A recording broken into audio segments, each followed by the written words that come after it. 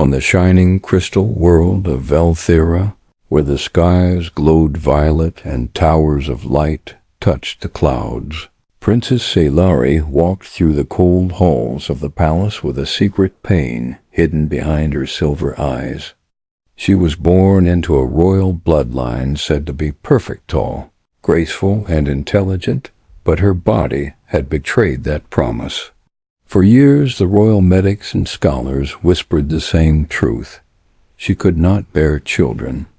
To the Yiari, this was not just a medical flaw, it was a curse, one that marked her unfit to rule. Though she smiled in public and fulfilled every royal duty, inside she feared the future that was fast approaching. Her people expected heirs, the court demanded marriage, and her enemies waited eagerly to push her aside. Her only hope now rested on a diplomatic summit with humanity, a young but wildly inventive species that had entered galactic politics only 2 decades ago. Their technology was strange and unpredictable, but their success in bioengineering had drawn the attention of the Ziari elite. Sailari volunteered to lead the peace talks, not only to protect her people, but to find answers humans might hold. When she arrived on the Terran space station, her presence turned heads. She was tall, glowing, and distant, wrapped in her people's elegant robes, while the humans were shorter, louder, and casually dressed in hard-edged uniforms. Among them stood Commander Elias Ward, a Terran officer with a scar over one brow and a sharp gaze that did not lower when he faced her. Their introduction was stiff. He thought she was proud and cold, and she saw him as crude and too direct. But when a sudden alarm rang through the station and gas began to hiss from the vents, everything changed. The room was sealed. Panic rose, and the diplomats scattered. Sailari kept calm, but felt helpless as her guards fell coughing, their Ziari lungs unable to handle the gas. Elias didn't hesitate. He dragged her behind a console, sealed her breathing mask, and activated emergency filters. When the attackers stormed in, he held them off with only a pulse blade and stubborn courage. Together they escaped through maintenance shafts, crawling through darkness while warning the control center above.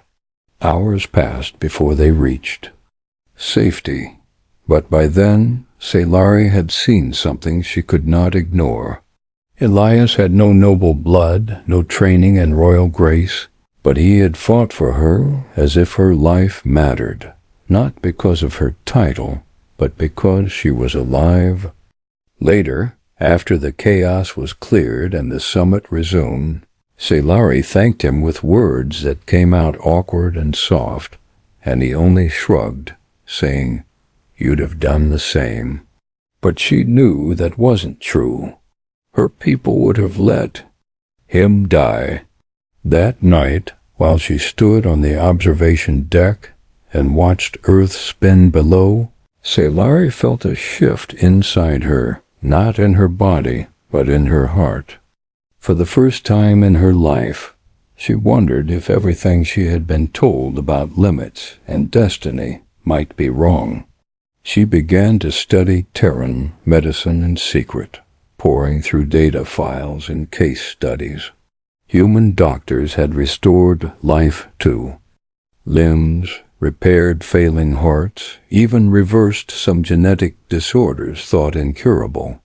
What if the answer to her curse was here, hidden among human knowledge, waiting to be found?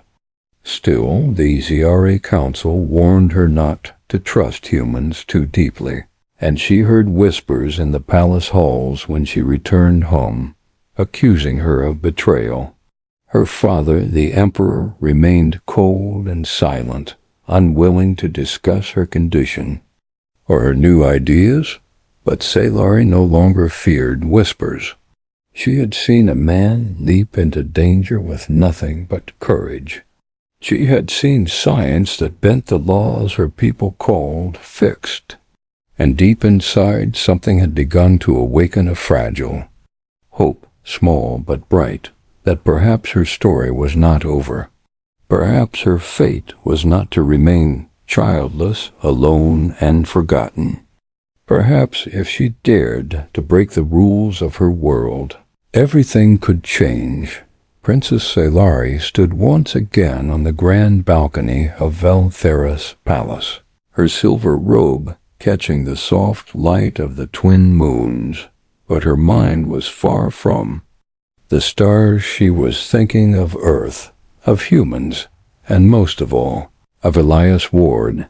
Since returning from the Terran summit, her dreams had been filled with flashes of strange hope and ancient fear, her people's warnings echoing in her mind. Do not trust outsiders, do not question the old ways, do not seek what was never meant to be. Yet she could not forget what she had seen, the bravery of Elias, the power of human medicine, the raw courage that had nothing to do with bloodlines. And now, against the wishes of the royal court, she had invited a Terran diplomatic team to Velthera, not for ceremony, but for research. The excuse was peace, but the truth was buried deep in locked laboratories beneath the palace, where Sailari worked in secret with Elias, who had returned with scientists and equipment unlike anything the Giari had ever seen. Their mission was clear: find out if the curse upon her womb was truly destiny or just a flaw that could be repaired.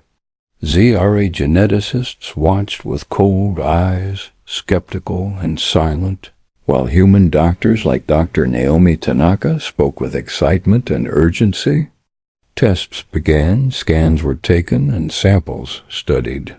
For weeks they worked side by side, day turning into night, as Sailari opened herself to methods her ancestors would have banned.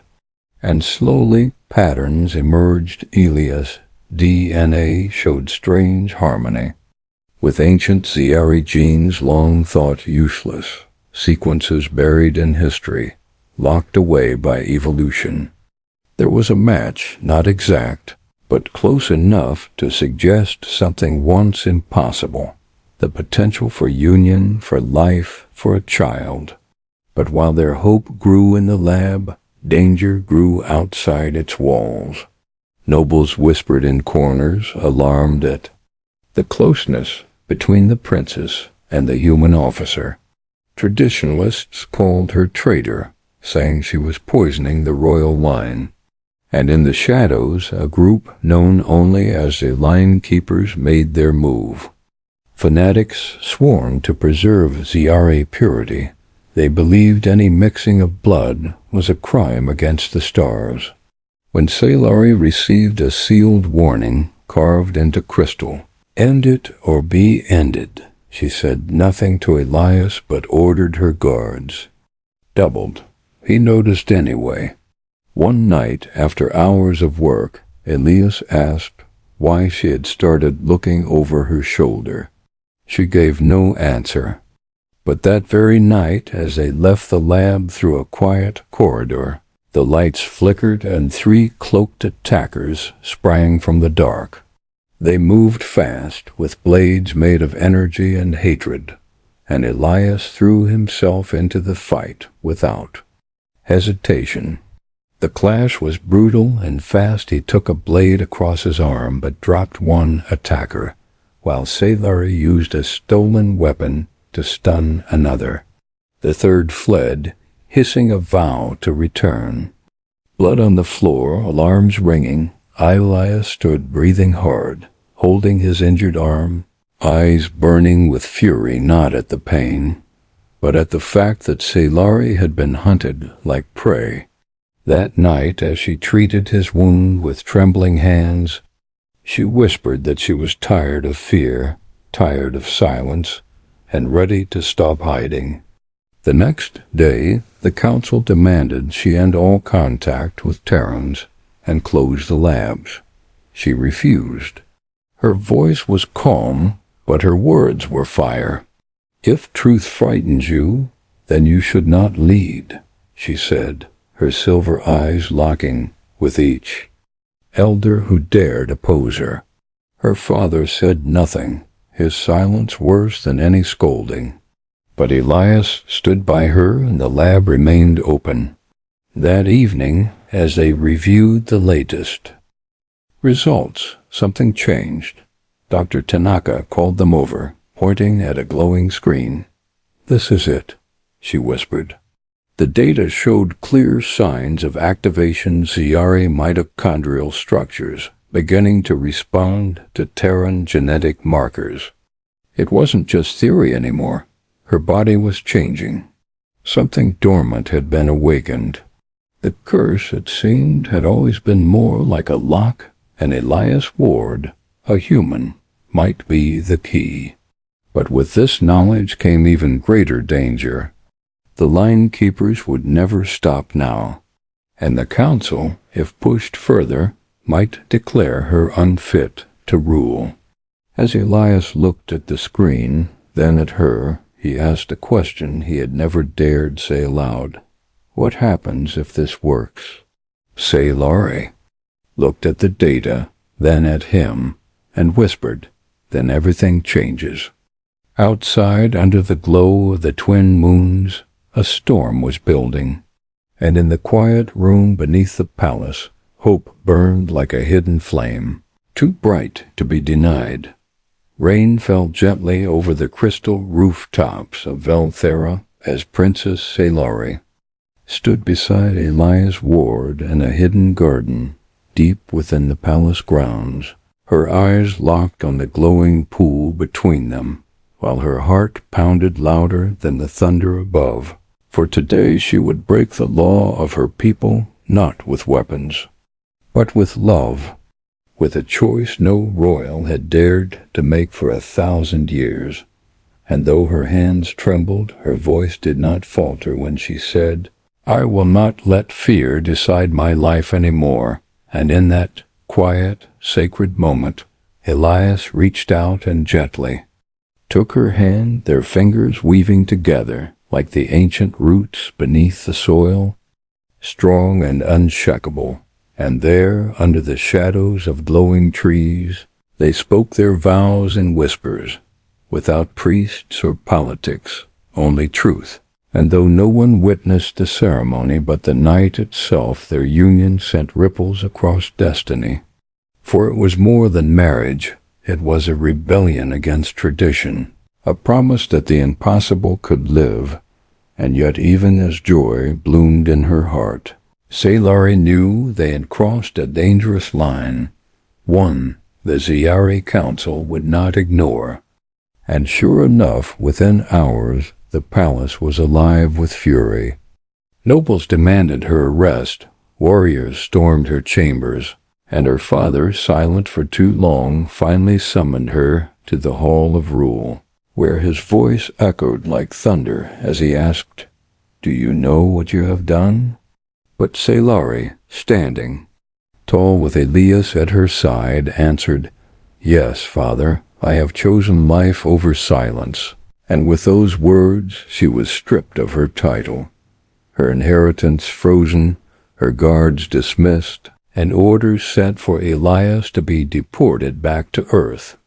But they did not run, not yet, because deep below the palace, hidden behind locked doors and guarded by trusted rebels, the lab still glowed with hope.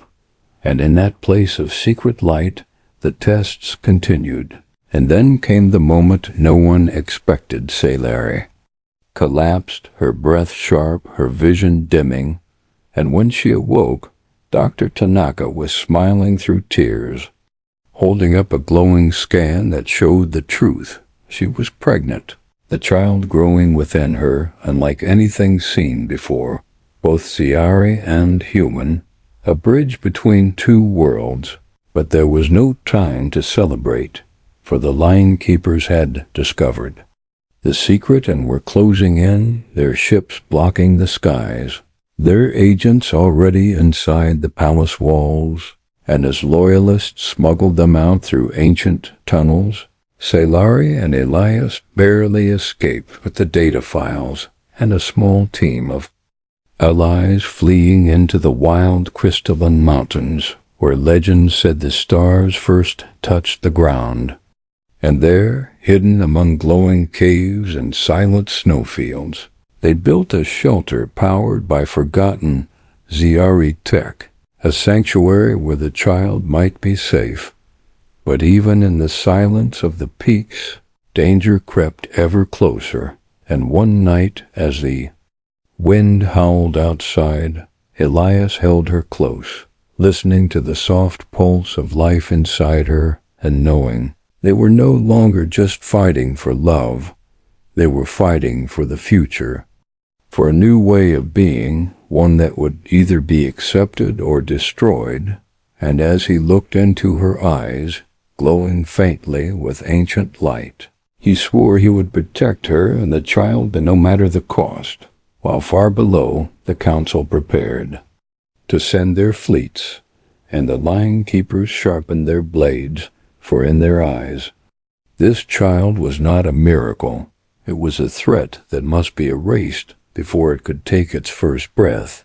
Snow fell like silent ash over the ancient mountains as Princess Sailari sat inside the hidden shelter, her hand resting gently on her growing belly while distant echoes from below the cliffs reminded her that peace was only a fragile illusion. For though the air was still and the cave warm with quiet lights, she knew enemies were drawing closer each day, hunting her unborn child, like it was a weapon instead of a life. Elias moved quietly around the room, checking the perimeter sensors and scanning for heat signatures, his face tired but focused, never relaxing, not even when the night was calm, because he had seen what the Ziari Council could do, and he knew. The line keepers were no longer working in the shadows. They were hunting in daylight now, using drones and spies and old paths long forgotten, trying to erase the proof that love between human and alien could lead to something new, something real, something that might change the future forever. And in the center of it all was the child, barely formed but already powerful, already reacting in ways no science could fully explain. When Sailari had first felt the movement, a pulse of warmth spreading through her body, Dr. Tanaka had run every test twice and still could not explain how the embryo's energy readings spiked whenever Sailari touched Elias's hand, or how the child seemed to draw strength not just from her, but from both of them together, as if their unity was more than symbolic, more than emotional. It was biological, something fused deep into the spark of life now forming inside her. And the more they studied, the more they realized this was not just a mix of genes, but a new pattern entirely, something never seen in Ziari or human science. And though they tried to keep it secret, someone had leaked the findings, and now every faction council loyalists, fringe scientists, even bounty hunters wanted the child, for their own reasons. One night, just as Sailari drifted into restless sleep, alarms blared in the shelter, and Elias sprang into action, pulling her to her feet and guiding her to the lower chambers where the emergency pods were hidden, while Dr. Tanaka stayed at the console, trying to wipe their data before it was stolen. But the attackers were already inside, cloaked in black and silent as the snow, moving with perfect precision. And though Elias fought hard, he was outnumbered, barely holding them off with old Terran tech and sheer willpower, while Sailari, breath short and eyes wide with panic, felt the first sharp pain twist through her side, and she knew with terrifying clarity that the child was reacting to the danger her body shifting, heartbeat speeding, energy building in ways no one could control. Then something strange happened.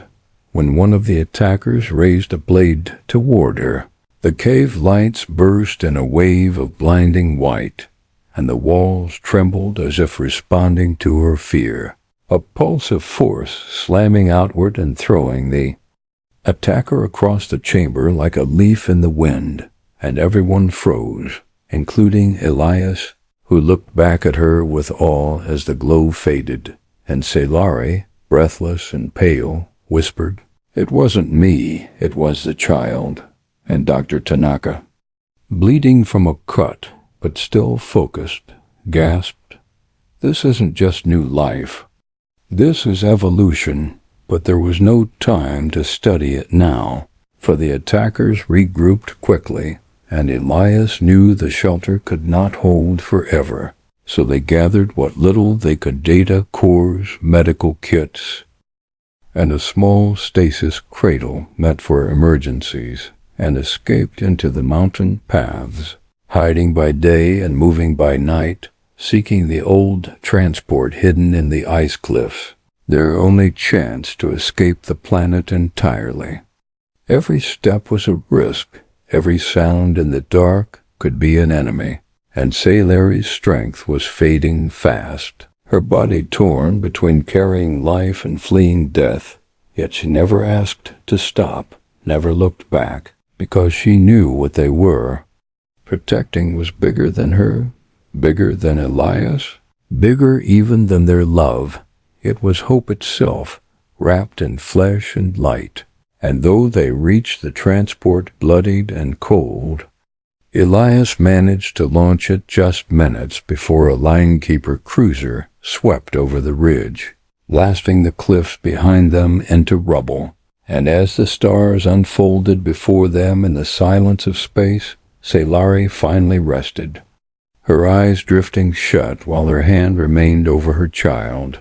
And Elias, though exhausted and wounded, set course for the hidden Terran station orbiting a dead moon, where they might find safety, or at least time, and far behind them, on Valthera. The council stared at stolen data with pale faces and heavy silence, for they too now knew the truth, that the spark of life growing within the exiled princess was not just a child, but a turning point. And no matter how far she ran, the future was already following. The hidden Terran station, known only as Sentinel Drift, floated in the shadows of a cold, dead moon, silent and forgotten by most of the galaxy, but now it had become the last place of refuge for Princess Sailari, Elias Ward, and the unborn child whose very existence had begun to shake the foundations of two civilizations.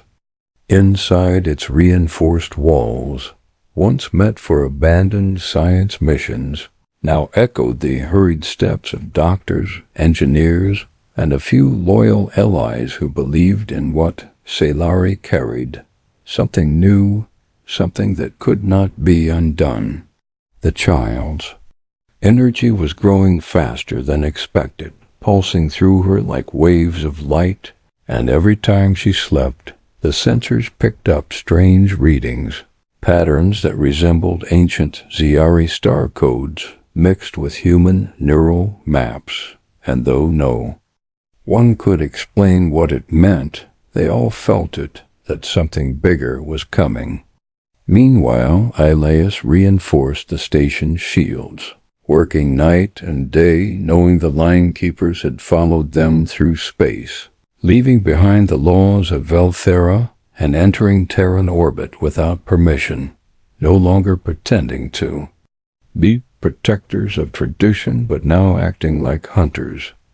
And it didn't take long for their warships to appear, dark and sharp, spreading out like a net across the edge of the system, demanding the surrender of Sailari and her child. Earth Command hesitated, divided between respecting alien sovereignty and defending one of their own officers. But Elias didn't wait for orders. He sealed the station's gates and activated the old defense systems, whispering to Sailari, "We make our stand here," and she nodded, though her face was pale with exhaustion, her body strained from the energy building inside her. And Dr. Tanaka confirmed what they feared. The child was not ready to be born, but neither could Sailari survive a full-term cycle without serious risk. The siege began without warning missiles, and energy beams rained against the station's shields as the line keepers tried to break through before Earth Command could respond. And Elias led a small crew of engineers and volunteers to hold them off, using ancient turrets, hacked drones, and desperate tactics. While inside the station, Sailari was placed in a medbay, surrounded by power coils that seemed to calm the strange energy within her. But even that protection began to flicker, as the child's presence stirred the systems like a storm, disrupting gravity, power, and time itself. At one point, during the fourth wave of the siege, the station's lights dimmed, and in that moment of stillness, everyone aboard heard it, a soft, rhythmic hum that came not from the walls or the engines, but from Sailari's womb, like the echo of a heartbeat woven with stars. And Elias, hearing it over the comm, realized it was not just energy, it was a message, something the child was trying to say. And as he rushed to the medbay, he found Sailari awake, her eyes glowing faintly, whispering words she didn't understand in a voice that seemed older than her own, and Dr. Tanaka gasped as the monitors showed the impossible. The child was communicating, not with words but with frequencies reaching out through space, and suddenly ships began to arrive, Ziari rebels, scientists who had once been silenced, Terran allies who had seen the data and believed in what it meant. The blockade began to falter as the siege turned into a battle, a chaos of fire and shadow across the edge of the moon. And still Sailari lay inside the station, sweating and trembling as her body fought to hold on, while the child's glow grew brighter with every passing hour. Then, during the final wave, when the outer shields failed and the line keepers breached the hangar, Elias ran through fire and smoke to reach her, arriving just as the wall trembled with the sound of battle. And in that moment, the child reacted, sending a pulse through the station that froze the enemy mid-step, locked them in place, not dead but suspended, as if time itself had paused. And Sailari gasped, arching off the table, whispering, "It's now." The child is coming, and the medbay filled with light, with sound, with something none of them could describe. And Elias held her hand, whispering her name as the air around them shimmered. And then, with a final cry, the light flashed one last time, and everything fell silent. The siege ended not with fire, but with stillness, as if the universe itself paused to witness what had happened. And when the glow faded, Sailari lay weak but breathing, and in her arms, wrapped in a blanket of soft light, was the child, quiet, alert and impossibly calm, eyes wide and glowing with the colors of both stars and earth. And as Elias looked down, he knew the battle was not over, but something far more important had begun. The silence after the storm was deeper than space itself, as the stars outside Sentinel Drift slowly returned to their gentle flicker. And inside the station, Sailari held her newborn child close, her arms trembling with both exhaustion and wonder. For though her body was weak, her spirit was awake in a way she had never known before. And as she looked into the baby's glowing eyes neither fully Ziari nor fully human, but something entirely new. She felt an ancient thread connect her to something far greater than blood or legacy. Elias stood nearby, eyes filled with awe, unable to speak as he watched the small chest rise and fall, each breath from the child carrying warmth that touched the air, the walls, even the machines, as if the child's very presence was rewriting reality in subtle waves. And Dr. Tanaka whispered what they were all thinking. This child is not just alive. They are awakening something. And before anyone could question it, the lights in the station flickered once more, not from failure, but in harmony with the baby's heartbeat. And then the walls of the medbay began to pulse softly, not with danger, but like a rhythm of the stars echoing through the metal. Outside, the Ziari ships that had come to destroy now hung silent, their pilots frozen in confusion, because they too could feel it, an energy that whispered across frequencies, soothing and ancient, like a song older than language. And even the line-keepers, once full of purpose and rage, hesitated at the borders of the battlefield, unsure if they were still fighting an enemy or standing at the edge of something divine. Word of the child spread quickly through secret channels and scrambled signals reaching rebels hiding in deep space, scientists exiled for believing in peace, and old warriors who had long given up on change. And all of them turned their eyes toward the small station where hope had been born. And slowly ships began to arrive, not with weapons drawn, but with lights dimmed in peace. And inside the station, Sailari named her child Leora, a word from both her mother's native tongue and Elias's earth roots, meaning light in the dark. And the child, though still silent, looked at each face with strange awareness, as if understanding more than anyone expected. And every time Leora reached out her hand, the air around her shimmered softly. Yet not everyone accepted this miracle, and in the shadows of Velthera's government chambers, fear took root. For those who built power from division saw the child not as hope, but as threat. And they sent a final message to the line-keepers: succeed or be forgotten. So the line-keepers made one last plan, a silent strike team equipped with forbidden tech, meant to extract the child and erase all who stood in their way. And even as peace began to bloom, danger crept back toward the station, quiet and sharp. And it was only because Leora suddenly cried out in the night her first true cry that Elias woke in time to see the breach warning flashing red across the console. Alarms sounded, and allies ran to their posts.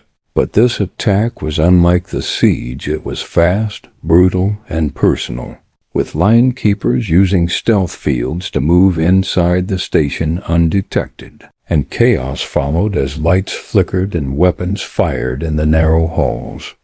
Sailari refused to leave her child and stood her ground, her body still weak but her heart burning.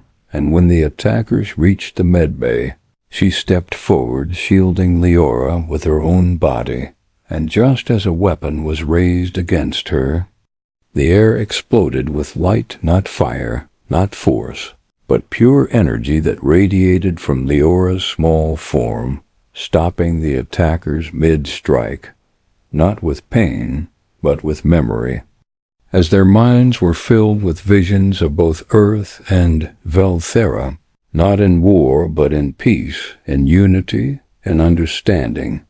And for a moment the soldiers stood frozen, caught in something greater than fear, until one dropped his weapon and sighed, "I cannot fight this," and another followed, and the rest fled, leaving behind their blades, their cause broken. And when the battle ended, silence returned again, but this time it was full of meaning. For everyone aboard now understood that the child was not just a symbol. Leora was the beginning of a new path, a living bond between two stars. And as the days passed, peace talks were called, not by rulers, but by people, and slowly the idea of unity spread. Sailari and Elias did not claim thrones or titles.